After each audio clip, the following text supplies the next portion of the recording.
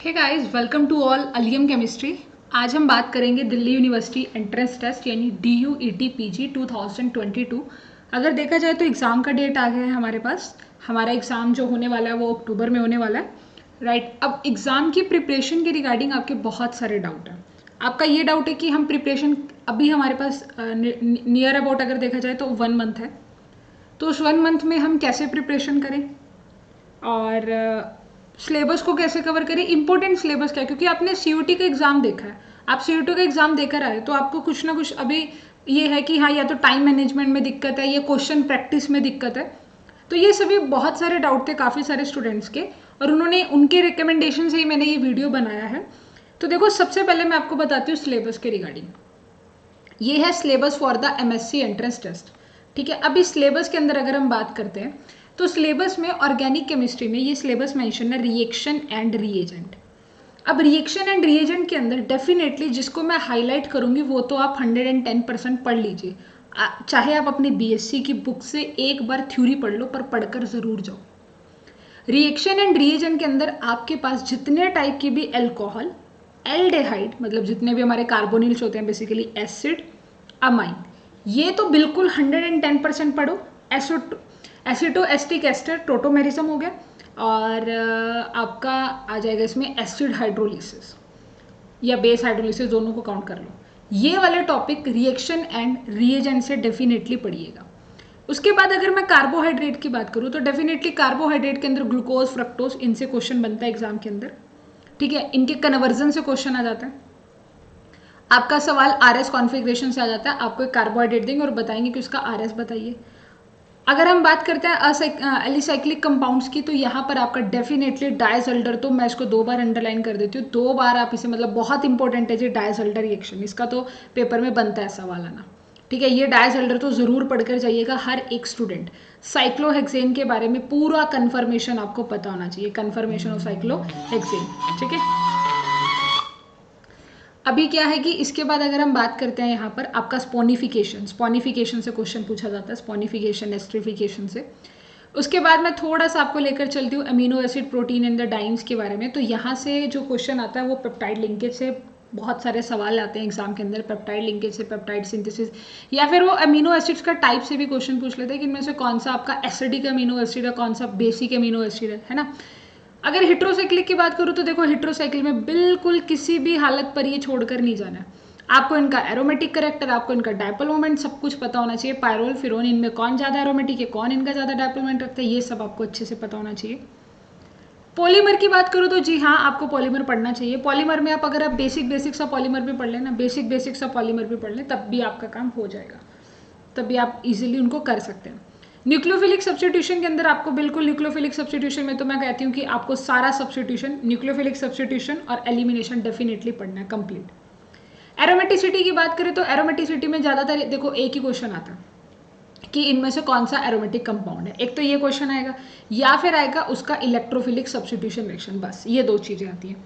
रही बात अगर मैं इंटरमीडिएट की बात करूँ तो कार्बिन इंटरमीडिएट के बहुत क्वेश्चन आते हैं, बहुत क्वेश्चन आते हैं कार्बिन इंटरमीडिएट को, तो बहुत ध्यान से कीजिएगा।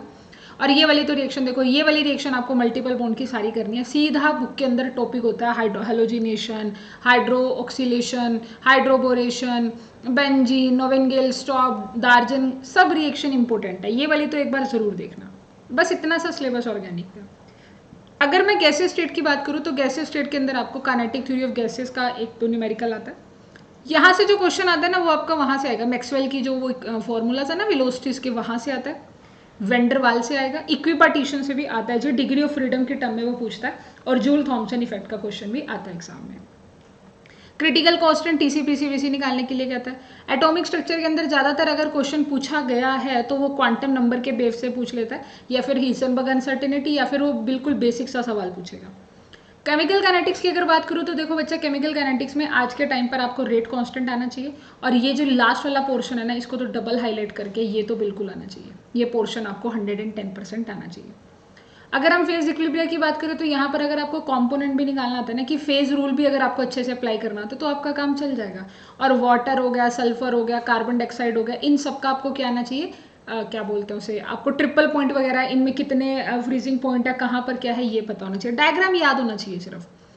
अच्छा, सोल्यूशन की अगर मैं बात करूँ तो सोल्यूशन के अंदर ना मेरा यहाँ पर आपका आ जाएगा सोल्यूशन में, एक तो आपको रोल टला का न्यूमेरिकल देखने को मिलता है एग्जाम के अंदर, रोल टला का न्यूमेरिकल, ठीक है। और कॉलिगेटिव प्रॉपर्टी, चारों कॉलिगेटिव प्रॉपर्टी अच्छे से फॉर्मूला के साथ याद। इलेक्ट्रोकेमिस्ट्री के अंदर बिल्कुल जी ईएमएफ निकालने के लिए आएगा, वहाँ पर नैनेस्ट इक्वेशन आती है, ईएमएफ निकालने के लिए क्वेश्चन बहुत ज़्यादा पूछा जाता है। आपका सवाल इक्विवेलेंट कंडक्टिविटी से भी पूछा जा सकता है, ठीक है। एक आता है जी यहाँ पर हमारा, यहाँ पे क्वेश्चन आता है इसमें, हाँ ये कंडक्टेंस में, कंडक्टेंस का ये सारा टॉपिक इंपॉर्टेंट है, कंडक्टेंस का सारा टॉपिक इंपॉर्टेंट रहने वाला है। आयनिक इक्विलिब्रियम की अगर मैं बात करूँ तो आयनिक इक्विलिब्रियम बफर से सवाल आ जाता है, पीएच निकालने के लिए आ जाता है। सॉल्युबिलिटी कहाँ है, इसमें लिखा हुआ है, सॉल्युबिलिटी से क्वेश्चन आता है आपका, ठीक है। सॉल्युबिलिटी से क्वेश्चन आएगा आपका, साल्ट हाइड्रोलिसिस से क्वेश्चन आ जाता है, ठीक है। 100 क्वेश्चन चाहिए पेपर में, 100 क्वेश्शन। सरफेस के अंदर कन्फर्म है जी, बेट से तो पक्का क्वेश्चन मिलता ही है, अगर सरफेस आ रहा है तो लैंगमिर या बेट में से एक पक्का मिलता है। उसके बाद यहाँ पर जो क्वेश्चन रहता है वो आपका बिल्कुल स्टार्टिंग वाले, इसमें बिल्कुल इजी रहता है, कोई टफ नहीं आता सरफेस से, दो ही चीज़ें रहती हैं। थर्मो को तो जी सारा कंप्लीट पर कट जाना, पूरा कंप्लीट थर्मो आपको आना चाहिए। देखो थर्मो जो इंपॉर्टेंट है वो सारा इंपॉर्टेंट होता है। केमिकल बॉन्डिंग में, अब देखो केमिकल बॉन्डिंग और ये दो चैप्टर हैं, ये बिल्कुल एक जैसे हैं। अगर आपने केमिकल बॉन्डिंग पढ़ रखा है तो ये सारी चीज़ें पता होनी चाहिए, ion dipole interaction, London forces, VSEPR theory, तो फोर, ये सब कुछ आता होगा। नहीं आता होगा तो अपनी बीएससी की बुक से ही पढ़ लो। सॉलिड स्टेट के अंदर, जी हाँ, सॉलिड स्टेट के अंदर हमसे क्या पूछा जाता है, स्टोकियोमेट्रिक डिफेक्ट पूछे जाते हैं, हमसे न्यूमेरिकल करवाता है बीसीसी एफसीसी का, हमसे वो डेंसिटी निकालने के लिए कहता है, हमसे वो सेमीकंडक्टर के बारे में भी पूछता है, पी टाइप है या एन टाइप सेमीकंडक्टर है, पीएन जंक्शन वाला। कोऑर्डिनेशन कंपाउंड तो कंप्लीट पढ़ना चाहिए क्योंकि ये तो काफ़ी से भी काफ़ी इंपॉर्टेंट है कोऑर्डिनेशन कंपाउंड। न्यूक्लियर केमिस्ट्री में अगर आपको करनी है सिर्फ न्यूक्लियर रिएक्शन करके चले जाना, न्यूक्लियर रिएक्शन में फ्यूजन फ्यूजन दोनों कर लो, और एक बाइंडिंग एनर्जी का फॉर्मूला जिसको बड़ा ही सिंपल तरीका होता है कि मास इफेक्ट को 931 से मल्टीप्लाई कर दो, पर न्यूक्लियन निकालना है तो इलेक्ट्रॉन, प्रोटॉन और न्यूट्रॉन को ऐड कर दो, ऐसे मतलब याद होना चाहिए। अच्छा देखो इलेक्ट्रॉनिक स्पेक्ट्रा है, कोऑर्डिनेशन का सब पार्ट है, तो ये बिल्कुल कोऑर्डिनेशन वाले पार्ट से कर लेना, कोऑर्डिनेशन के अंदर ये सारा पढ़ाया जाता है। इलेक्ट्रोमैग्नेटिक रेडिएशन ये वाला इसमें इतना कुछ है नहीं है, इसमें तो कुछ मत करना। रोटेशनल स्पेक्ट्रा से, जी हाँ, डायटोमिक एंड पॉलीएटोमिक, आपको सिलेक्शन रूल आना चाहिए, आपको रोटेशनल इनका ये पता होना चाहिए कौन सा मतलब मेन सिलेक्शन रूल होता है।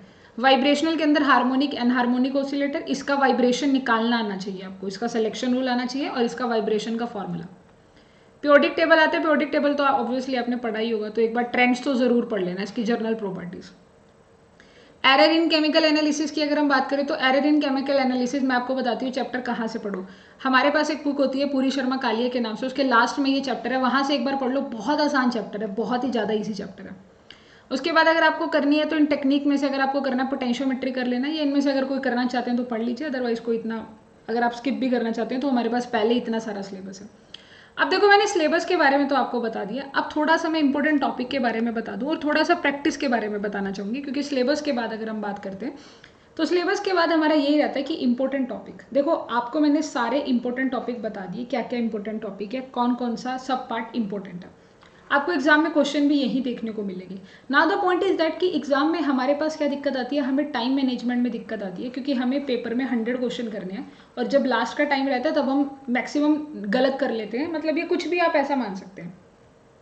तो मैंने ना इसके लिए एक इनिशिएट किया है, देखो क्या इनिशिएट किया है मैंने आप सबके लिए, एक DUET PG केमिस्ट्री जिसके अंदर 3 मॉक टेस्ट है, जिसके अंदर 3 मॉक टेस्ट हो गए। अब एक मॉक टेस्ट में 100 क्वेश्चन है, तो कितने टोटल क्वेश्चन हो गए, यानी इस बुक के अंदर आपको 300 क्वेश्चन देखने को मिलेंगे।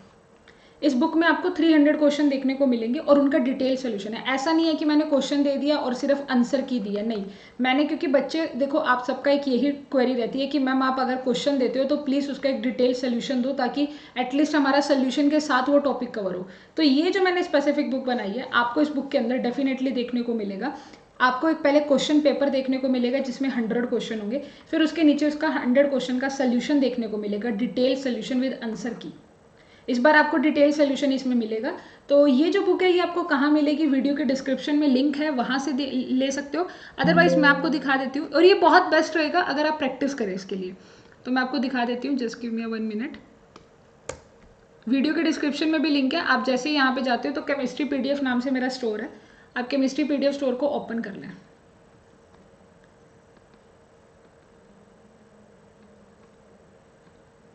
यस, तो ये मेरा केमिस्ट्री PDF स्टोर है, इसे मैंने ओपन किया। यहाँ मेरा कॉन्टैक्ट नंबर भी है, अगर आपको कुछ जानना होता है, कुछ पूछना होता है तो मेरा सीधा कॉन्टैक्ट नंबर भी आप कर सकते हो, ठीक है, एक सेकेंड, ये अभी सर्वर डाउन हो गया या तो, हाँ, तो यहाँ पर आपको ये नज़र आ रहा है that's a DUET PG chemistry. मैं से क्लिक कर देती हूँ। अभी आप देख सकते हैं DUET PG mock test book 300 question with the detail solution. ठीक है, और कितने का है ये? 50 का है, वैसे 100 का है, 50% ऑफ पर। ठीक है, तो यहाँ पर आपको ये DUET PG केमिस्ट्री का 3 मॉक टेस्ट मिल जाएंगे, जो कि मेरे को नहीं लगता कि बहुत बड़ी बिग कॉस्ट है ये। 50 रुपये, मतलब अगर आप तैयारी कर रहे हैं तो देखो, तब तैयारी के लिए प्रैक्टिस लगती है ना। मेरे पॉइंट ऑफ व्यू से तैयारी करते हो, अब देखो ऐसा भी नहीं है कि 50 रुपये बिल्कुल ही मतलब कुछ इनकी वैल्यू नहीं है जी, बहुत वैल्यू है। आई नो वेरी वेल, इनकी बहुत सारी वैल्यू है। तभी मैं आपको कह रही हूँ कि अगर आपने तैयारी कर रखी है तो आप डेफिनेटली इससे प्रैक्टिस करो, इस बुक से आप प्रैक्टिस करोगे, क्योंकि इसके अंदर 300 क्वेश्चन है। अगर आप करोगे, आई एम डैम श्योर आपको एग्जाम में एक तो कॉन्फिडेंस मिलेगा, और एक प्लस पॉइंट बताऊंगी, अगर आप मेरी इस बुक से प्रैक्टिस कर रहे हो ना, तो आप अपना टारगेट बनाना कि मुझे 100 क्वेश्चन, टाइमर लगा लेना, अपने मोबाइल में टाइमर लगा देना, क्योंकि पहले क्वेश्चन होंगे, तो क्वेश्चन में से 100 क्वेश्चन को टाइमर लगा लेना कि 2 घंटे में मुझे सॉल्व करने हैं 100 क्वेश्चन। ठीक है, 100 क्वेश्चन मुझे 2 घंटे में सॉल्व करने हैं, तो अपने टाइमर के अकॉर्डिंग करना। फिर बाद में सोल्यूशन देखना हर एक का कि मेरे कितने सही है कितने गलत है, उससे आपका ना टाइम मैनेजमेंट आएगा, क्योंकि एग्जाम के अंदर आपको आता सब कुछ है, टाइम मैनेज नहीं कर पाते। और दूसरी प्रॉब्लम ये आती है कि हम एक DU के लेवल की हमें प्रैक्टिस नहीं मिल पाती है। तो मेरे पॉइंट ऑफ व्यू से आप सबको ये बुक एक बार परचेज करना चाहिए, क्योंकि इसमें देखो मॉक टेस्ट है, 300 क्वेश्चंस है। सो यही मुझे आपको मेन बातें बतानी थी। एक तो इंपॉर्टेंट टॉपिक्स के बारे में बताना था, जो मैंने बता दिया। अभी जो टाइम आपके पास बचा एग्जाम में, इस टाइम पर आप इंपॉर्टेंट टॉपिक को एक बार अपनी BSc की बुक से पढ़ो, और ज़्यादा से ज़्यादा ये वाली जो यहाँ प्रैक्टिस है, यहाँ के 300 क्वेश्चन भी अगर आप कर लेते हो, that's more than sufficient, more than sufficient. So अगर आपका कोई डाउट हुआ तो आपको ये हमारी यहाँ ID नज़र आ रही है इंस्टाग्राम की, कैम अलिया 18। ये आपको मेरा कॉन्टैक्ट नंबर 7497879033, इस नंबर पर मैसेज करके जो भी क्वेरी है अपनी क्वेरी पूछ सकते हैं। So thank you so much to watch this video, और मिलते हैं अपनी नेक्स्ट वीडियो में। चैनल को सब्सक्राइब करिए, Allium chemistry. Thank you so much.